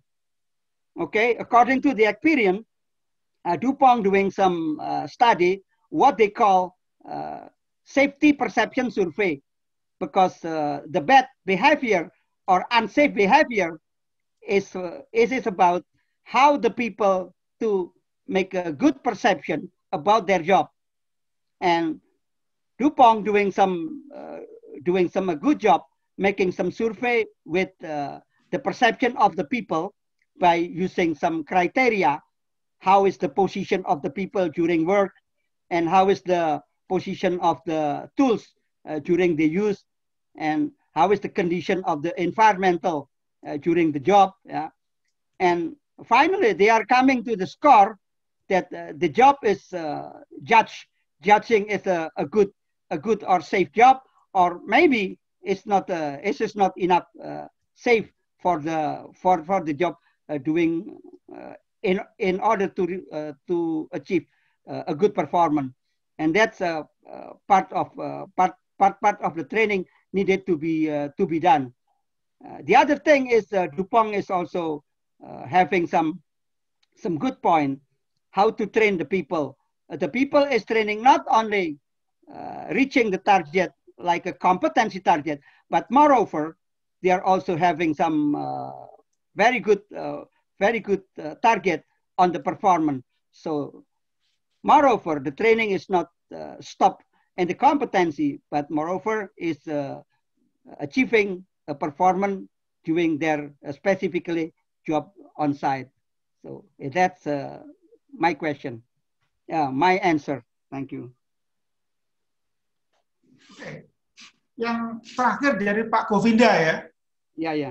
Can we use variable analysis on the fluent data of an equipment collected over a period to predict the possible failure? Okay, that's another good question too. So far, the variable analysis normally using for a little bit rough estimation or forecasting of the trouble. If you want to have a better or more accurate judgment how to decide the MTBF, let's say MTBF, mean time between failure. So you just go with another approach, what we call Markov. Markov is more a good approach because they are working in a nonlinear approach, and the Weibull also nonlinear. However, the data a little bit rough. With Markov, you can also working using data mining, yeah, with a huge data, and the result will be more fine, and the result will be more accurate. And that's my answer. Pak Bambang, ini ada 4 lagi pertanyaan. Apakah Bapak masih belum bisa melihat di bagian bawah, Pak Bambang? Bagian bawah daripada itu ada Q&A, Bapak. Paling bawah sendiri. Bisa nggak, Pak Bambang? Sebelahnya partisipan, Pak. Sebelahnya partisipan. Antara partisipan itu, and pool. Itu ada QA. QA, ya. Betul, klik Bapak. Diklik. 14 itu Bapak. Nah, iya, betul. Baik. Sekarang Bapak menjawab yang pertanyaannya Pak Azhar ya. Yang K, warna ungu Bapak. Iku sing di iku. Pak Govinda Sinivasan terus Pak Azhar sing KPC ya. Ya betul, itu Pak sekarang Pak. Monggo Bapak. Apakah bisa diberi contoh perhitungan DPMO di proses PLTU misalnya? Ya, jadi begini, sebetulnya ini pertanyaan dari Pak Azhar sangat baik ya. Ada contoh daripada DPMO. Saya kira tidak terlalu sulit. Tadi saya sudah sebutkan beberapa kemungkinan yang kita katakan defect per million opportunity. Jadi kemampuan kita untuk membaca potensi-potensi di mana sebuah proses tersebut akan gagal itu adalah defect per million. Kemudian kita tinggal kalikan saja dia dengan ini dengan 1 juta dibagi dengan defect per million, dan akhirnya kita akan ketemu DPMO atau kemungkinan failure-nya. Contohnya apakah dia berada pada kisaran 1 sigma, kisaran 2 sigma, kisaran 3 sigma, dan lain sebagainya. Jadi contoh-contoh yang saya sebutkan pada daftar sigma tadi, itu sebetulnya adalah daftar yang dikaitkan dengan masalah failure yang secara umum. Ya, jadi memang tidak terlalu akurat, tetapi itu sudah cukup bagus. Karena pada 6 sigma itu sekitar 1 juta opportunity itu 3,4 kegagalan. Itu artinya 6 sigma. Hampir 0 kegagalan. Gitu Pak Azhar kira-kira ya. Kemudian Pak Rudi Karyono, Bolo Dewe. Dalam suatu proses produksi apabila terjadi disturbance, ya, kemudian bagaimana bagian proses ya tetap bisa beroperasi normal. Pertanyaannya menarik. Jadi kalau ada sebuah gangguan akan sangat tergantung dengan besar kecilnya penyimpangan. Ya, jadi kalau penyimpangannya itu terlalu besar atau jauh keluar daripada UCL dan LCL, itu akan langsung membuat downtime, akan membuat shutdown. Tetapi kalau pada pembangkit, yang menarik adalah kalau penyimpangannya itu kecil, kita masih bisa lakukan dengan yang namanya derating. Derating itu artinya kita menurunkan beban daripada pembangkit untuk melakukan sebuah examination. Manakah yang kira-kira bermasalah untuk kita kembalikan settingnya. Namun kalau dia dikatakan agak sedikit mengkhawatirkan, maka akan dilakukan namanya outage. Jadi outage itu pembangkitnya masih aman tetapi harus berhenti. Ya. Jadi nanti kalau start lagi namanya adalah warm startup. Ya. Itu kira-kira jawabannya untuk Pak Rudi. Jadi tergantung kondisinya. Kemudian Pak Pak Denny Shark, dalam industri peralatan instrumentasi elektronik sering failure mendadak tanpa ada simptom. Simptom ya. Tulisannya simptom rotok salah ini. Hingga sulit diantisipasi sehingga practices yang dilakukan cegah failure adalah dengan strategi time based replacement. Jadi diganti secepatnya. Tetapi replacement juga faktanya tidak bisa jamin reliability lebih baik dari device sebelumnya. Mohon pendapat untuk strategi sehingga electronic device ini aman. Jadi baik, menurut pengalaman memang trouble-nya elektronik ini ada grafik Weibull-nya ya.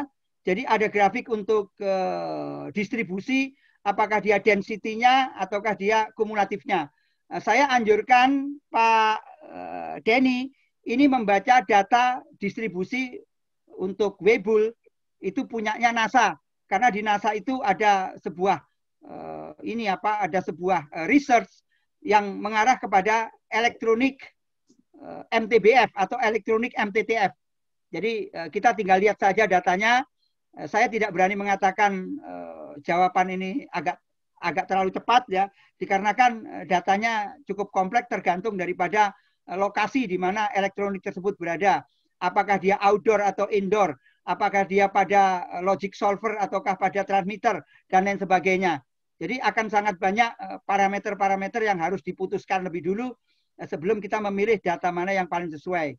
Kalau nanti download tidak ada datanya bisa minta ke saya, tidak apa-apa. Kemudian selanjutnya adalah pertanyaan anonim. Pak Danang KL, Bapak. Pak Danang ya, Pak Danang KL. Apakah control chart? Ini maksudnya upper action limit. Ya, upper control limit ini ya. UCL biasanya namanya. Ya diganti juga tidak apa-apa sih ya. UAL, tapi rada nggo karpe dhewe wong iki. UWL, upper warning, ya tidak apa-apa sudah. Ya, kemudian 2SI dan sebagainya. Bisa digunakan acuan untuk instrumentasi industri. Sangat bisa. Ya. Jadi seperti yang saya bilang, bahwa kalau kita bicara mengenai toleransi, toleransi itu sebetulnya adalah merupakan perwakilan daripada UCL dan LCL. Manakala UCL dan LCL itu adalah dihitung berdasarkan SD, standar deviasi, atau penyimpangan standar, artinya sampai dengan batas 3 sigma itulah yang kita katakan masih dalam batas yang bisa diterima. Atau dalam bahasanya Pak Govinda tadi adalah, atau Mas Hendra tadi adalah alarm, ya, as low as reasonably practicable. Lebih kurang seperti itu. Jadi bisa. Ya, jadi standar deviasi itu memang dipakai. Yang jadi masalah sekarang, sewaktu kita membeli barang untuk pabrik kita, tiba-tiba kita disodori dengan toleransi tertentu. hati-hati. Karena toleransi itu adalah toleransi dari pabriknya. Dia melakukan functional test dari pabriknya sendiri, bukan yang terpasang di tempat kita.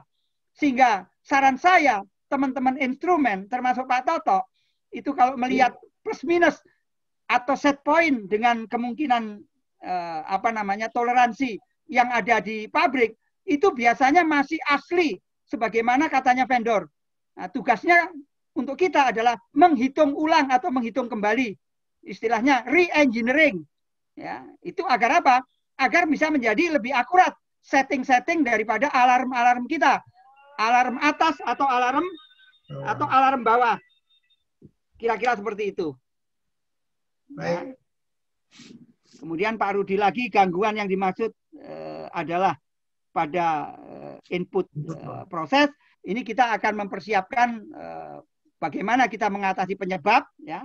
Kemudian Pak Azhar juga tanya lagi terakhir ini, apakah bisa diberi contoh menghitung di PMO sama yang PLTU. Nanti bisa diskusi dengan saya lebih jauh lah. Saya kira begitu Pak Toto. Terima kasih. Oke, terakhir. Baik Bapak sekalian, karena waktu sudah lewat 20 menit, maka kami mohon maaf, ya, acara kami akhiri. Bagi yang mempunyai pertanyaan, silakan mengirim pertanyaan melalui registrasi link yang telah kami siapkan. Insya Allah nanti akan kami replay atau jawab begitu ya, melalui WA ataupun melalui email Bapak sekalian. Baik Bapak sekalian, kepada Pak Bambang Mursayanto, kami selaku wakil daripada departemen menyampaikan terima kasih yang sebesar-besarnya. Semoga amal jariah Bapak ini mendapatkan pahala dari Yang Maha Kuasa. Dan kepada seluruh audien, kami mohon maaf jika tidak dapat memberikan jawaban dari pertanyaan yang telah dikirim sebelumnya. Insya Allah akan kami jawab.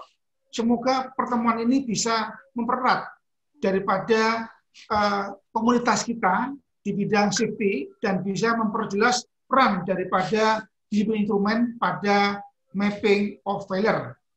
Akhir kata, kami panitia menyampaikan terima kasih banyak atas partisipasinya. Semoga acara ini mendapatkan barokahnya. Akhirul kalam. Wassalamualaikum warahmatullahi wabarakatuh. Waalaikumsalam warahmatullahi wabarakatuh. Terima kasih kepada semua peserta. Mohon maaf tidak dapat melanjutkan ini. Insya Allah nanti semua QA yang belum terjawab akan diteruskan lewat message lebih lanjut. Oke, salam. Saya ucapkan assalamualaikum warahmatullahi wabarakatuh.